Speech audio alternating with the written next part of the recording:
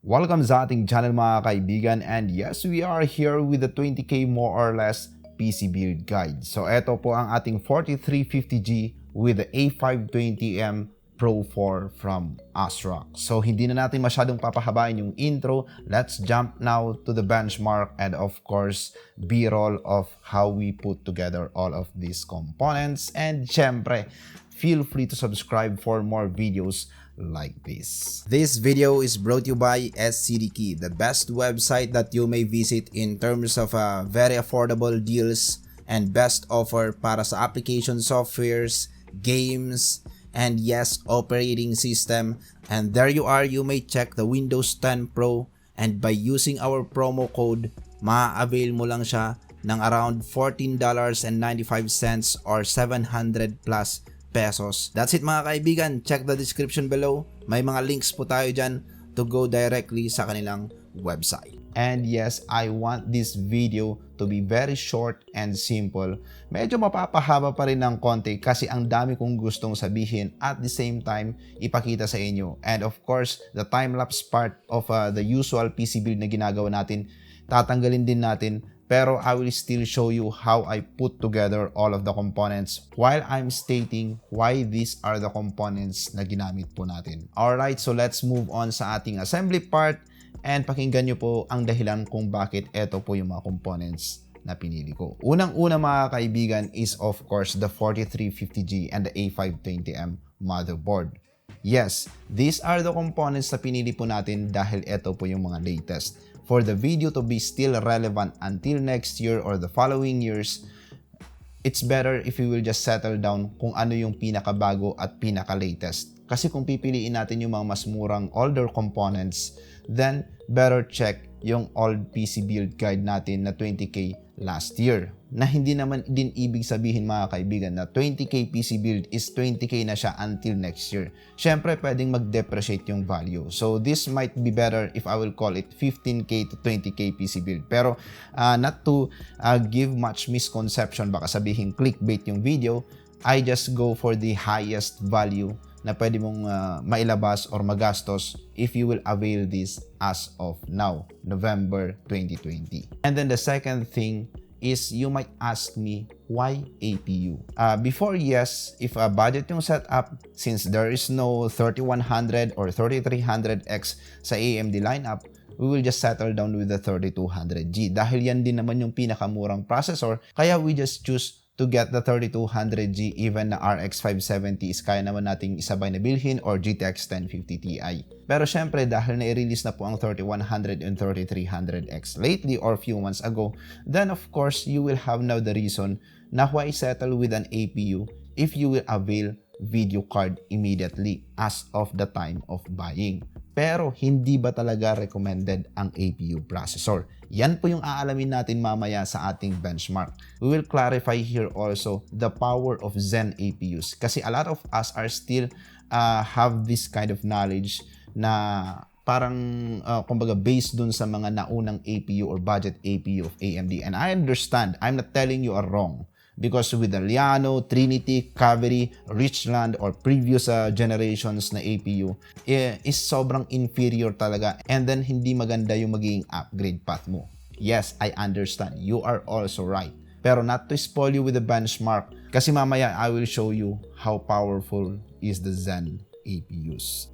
And then the third is why I stick to brand new. And bakit hindi na lang ako nag-second hand kung sobrang budget din naman yung customer or yung consumer. Problem in here is we don't have all of the privilege na makabili ng second hand na slightly used or maganda yung quality at the same time maganda yung price. Pero in the end of the day, for upgrade path, warranty, and peace of mind, it's still better if I will recommend the brand new latest option.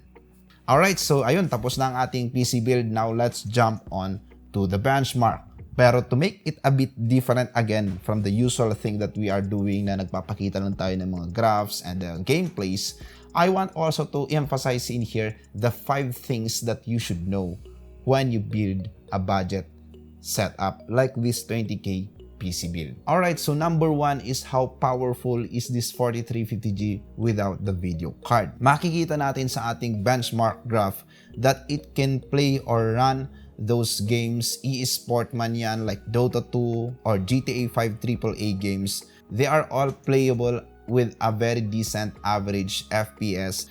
And at the same time, if you will follow the settings sa ating benchmark graphs, you will have a smooth experience pagdating sa gaming.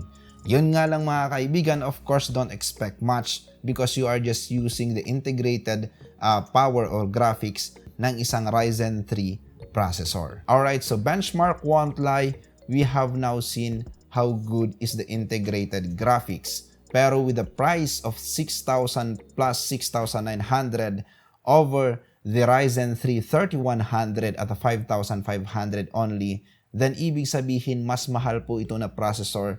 Though ito yung pinakamura sa APU lineup ng AMD, it's still a more expensive by 1,000 plus over the cheapest processor only or non-APU processor ng AMD. Why? This is where we will move on sa ating number 2.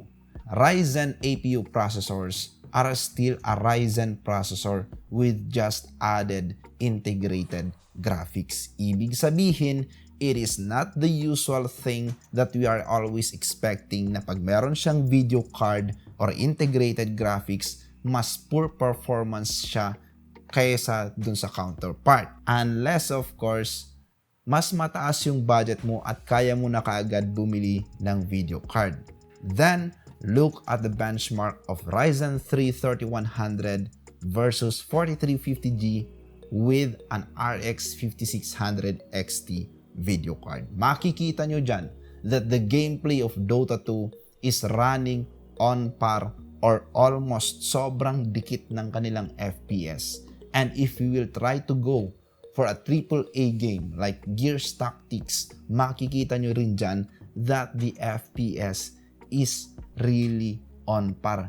And yes, even with the Blender 3D na CPU computing lang po yung gagamitin without the power of the integrated graphics or the video card, purely CPU comparison, makikita nyo rin that the 4350G is even faster than the 3100, where in fact, those are the two processors from the cheapest APU variant and cheapest non-APU variant. Now, pwede nyong tanungin sa akin na baka naman you are comparing a different or older generation processor. Mga kaibigan, 3100 is also a 7 nanometer or same architecture lang po sila ng 4350G. The only advantage is of course 4350G does have this higher frequency boost over the 3100. Pero the 3100 also have the higher capacity of cache. So, kumbaga meron silang kanya-kanyang advantage aside from the fact that kung meron kang pambili kagad ng video card, then just settle down with the 3100 dahil makakatipid ka pa ng 1,000 plus. Pero what if you are a kind of consumer that maybe saktong-sakto lang talaga yung budget mo, hindi mo na talaga kayang i-expand. Maybe you can go for a 21K, pero hanggang doon na lang, sobrang limited. Then of course, better settle down with the 4350G. Dahil in the future, pag once na nagka-budget ka na to buy a video card, you are not inferior naman with these Zen APUs. As we have seen with the benchmarks, it is still as powerful as those regular AMD Ryzen CPUs. Yes, settling down with the Ryzen 3 3100 will have you the chance na pwedeng mas makakamura ka sa system unit mo and pwede ka pang makapag-avail ng RX 570 or even as high as 1650 Super. Pero what if in the next 3 months, you will have this kind of additional budget pa na pwedeng idagdag dahil nga nagtatrabaho ka, or in the next 6 months, sabihin na lang natin ganun. What if kaya mo palang bumili ng GTX 1660 Super or even RX 5600 XT? So, still a good consideration na better kung mag-settle down ka na lang muna sa 4350G kasi maganda naman yung integrated graphics niya na pwede mong temporary gamitin while adding funds sa yung budget to buy a higher video card. Kasi in the end of the day, video card is still the primary component sa yung system unit that is responsible sa performance pagdating sa gaming. Alright, so hopefully it's already clear. Now let's jump sa ating number 3 thing that you should know. It is about the RAM. Ang daming nalilito dito. Yes, I have released a video about the better frequency, better performance, better capacity, better performance. Pero what we did in here is also the kind of topic pagdating sa latency and dual channel. Now, let's set aside the technicalities or terms. Let's just jump on what will be the effect or the actual advantage.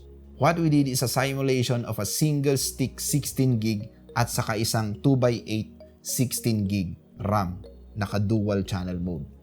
When we did this, look at the benchmark graph, sobrang layo ng advantage, almost 50% better. Yan po yung dahilan kung bakit out of the box yung mga laptops is medyo poor yung kanilang performance dahil nga hindi sila naka-dual channel. Yes, you may consider having a single stick 16GB also if dalawa lang din yung slot ng motherboard mo, especially dahil nga budget tayo, maybe the chance is makakabili tayo ng A520M na 2 slots lang. Of course, if your plan in the future is to have at least 32GB RAM capacity, then settle down with a single stick 16GB as of now. And then, as soon as possible, go for another 16GB para you can have that dual channel mode experience at ma-maximize mo yung system unit mo as soon as possible. Pero still, if kaya naman ng budget, total 1,000 more or less lang din naman ang difference ng 4 slot motherboard over a dual slot motherboard, then better kung mag-settle down ka na lang sa 4 slot like this and go for a 2x8 16GB. And then another thing is the latency. Of course, as much as you wanted to have the higher frequency for a better performance, you should also look into the latency. Dito po sa latency, kung higher is better sa frequency, dito is lower is better.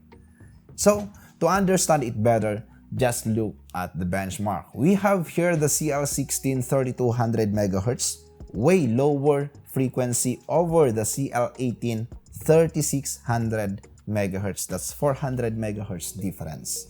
Pero makikita nyo that the CL16 is still better than the CL18 by around 5 FPS. So ibig sabihin, that is just RAM, pero there is that kind of 5 FPS advantage kung mas mababa yung latency. And yes, kung gusto niyo pang malaman about frequency and capacity, impact and performance advantage, better check one of the video that I uploaded before dito sa ating video link description. Now, the fourth thing is this system unit capable pagdating sa streaming? To do a simulation pagdating sa streaming is syempre yung mga recorded gameplay natin. Though merong konting tolerance na hindi ganong kataas yung accuracy, and as you can see with the 4350G is yes, capable po siya pagdating sa streaming kasi it barely hits 100% din naman pagdating sa usage while recording the gameplay. And that is with an RX 5600 XT. So how much more if you will be going for the streaming, like you will be using OBS application that you can set the hardware encoder, like for the NVIDIA, tulad yun ang sabi ko kanina, you may use the NVENC encoder to lessen yung load pagdating sa CPU usage. Pero ayun lang, babala ko lang mga kaibigan, this is not an all-around streaming build. Kasi 4 cores pa rin siya. Imagine pagdating sa streaming, hindi lang naman po yung game yung naka-open. We also have this browser to monitor the chats. We also have this OBS applications and other several utilities in the background. So, pagdating sa streaming, ang pinaka-recommended talaga is 6 cores processor. This is not really the best choice pagdating sa streaming. Pero, ayun nga, the answer is capable po siya pagdating sa mga esports games streaming.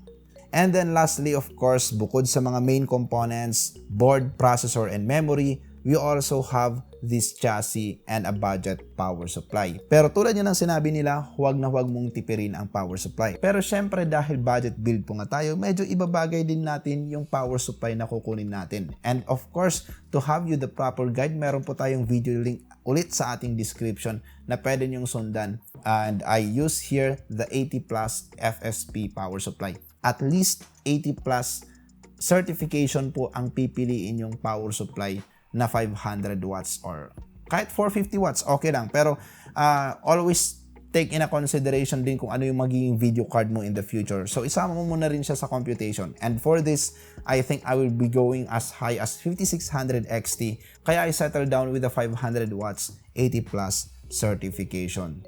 And kung kaya pa ng budget mo, then go for the bronze or gold. And then for the case, bakit eto po yung pinili natin? TECWARE M2 is a much improved pagdating sa airflow compared sa TECWARE NEXUS M. And then meron na rin siyang PSU shroud to isolate the power supply and included na 3 stock fans. So for a consumer like me na 20k plus lang yung aking budget, of course, medyo mabigat pa sa aking bulsa na bumili ng triple fan pack. And if in case bibili man ako ng triple fan pack, siguro yung mga budget fans lang din yung mabibili ko. Kaya medyo hindi siya worth it. Kasi if in case that is still 900 or 1,000 pesos, and kung kaya ko sanang maragdagan ng konti yung budget ko, like going for 2,000 pesos, then makakabili sana ako ng mas magandang klase ng fan. The clearance, okay yung clearance niya. Medyo mas compact siya compared sa mga TECWARE NEXUS M. Pero not bad kasi nga, it's not more than 1,500. And then at the same time, yung kanyang structure is still based sa standard ng isang enthusiast or gaming chassis. Pero before we will end this video, reminder lang po mga kaibigan, this is just a guide na kung wala kayong ma-avail na TECWARE NEXUS M sa inyong location, then maybe you may consider other counterparts. Basta kung ano yung nakita nyo ditong na-appreciate ko sa chassis na to, yun din yung hahanapin nyo. Hanapin nyo rin yung airflow, hanapin nyo rin yung clearance kung okay ba. And then for the motherboard, kung meron pa rin available sa inyo na A320M and 4 slot yung memory or B450 na halos ka-presyo rin naman neto, and then 4 din yung kanyang RAM slot, then pwede nyo pa rin pong i-consider yung mga yon. Kasi nga mga kaibigan, ang pinaka-topic talaga natin dito is to show you how to set up or what are the things to consider if you are going for a 20k more or less PC build. Alright, so feel free to comment down below kung may mga gusto kayong idagdag. And syempre, nandyan yung ating community na pwedeng maki-interact po sa inyo. Questions, clarifications, verifications, etc. And yes, feel free to subscribe for more videos like this. Dahil siguro in the next few days, I will release the 30k more or less PC build. That's it guys, and thank you so much.